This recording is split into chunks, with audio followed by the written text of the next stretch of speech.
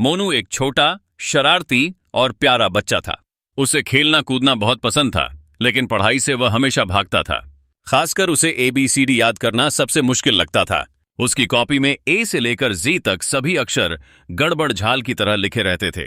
एक दिन उसकी मां बोली, मोनू, अगर तुम ABCD अच्छे से याद कर लोगे तो तुम्हें नया खिलौना मिलेगा। लेकिन मोनू उदास होकर बोला, मां, ये ABCD बहुत बोरिंग है। उस दिन मोनू अपने घर के पास वाले बगीचे में चला गया। वहां पेड़ों से पत्तियां झर रही थीं और चिड़ियां चहचहा रही थीं। मोनू घास पर बैठकर सोचने लगा, काश ABCD कोई मजेदार चीज होती तो मैं भी सीख लेता। इतना कहते ही अचानक उसके सामने एक चमकदार रोशनी फैली और उसमें से रंग बिरंगे अक्षर बाहर आने लगे। ABCD हवा में तैर रहे थे।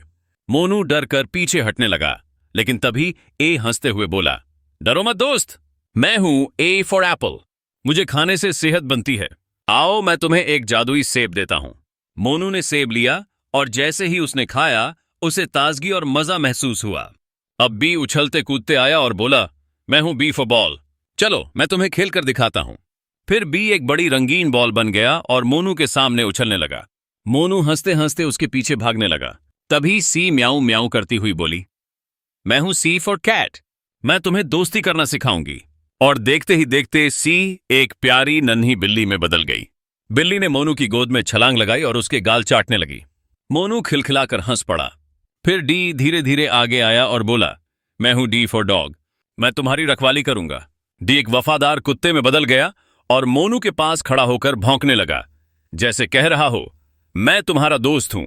मोनू की आंखें चमक उठीं। उसने कहा, तो ABCD तो असल में मेरे दोस्त हैं। ये तो मजेदार है। अब रोज शाम को मोनू उस बगीचे में जाता।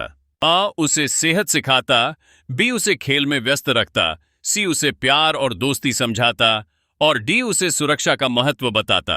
धीरे धीरे मोनू को बाकी सारे अक्षर भी आने लगे। E for elephant, F for fish, G for goat और ऐसे ही Z तक। उसने पढ़ाई को खेल बना लिया और खेल खेल में सारा ABCD याद कर लिया। अब गांव के बाकी बच्चे भी मोनू के साथ उस बगीचे में आते और ABCD के जादुई दोस्तों से मिलकर पढ़ाई मजे से करते। मोनू ने सबको बताया, पढ़ाई मुश्किल नहीं है। अगर हम उसे खेल खेल में करें तो वही सबसे आसान और मजेदार बन जाती है। सीख, पढ़ाई से भागना नहीं चाहिए। अगर हम इसे दोस्त मान लें तो यह हमें मजेदार और आसान लगने लगती है।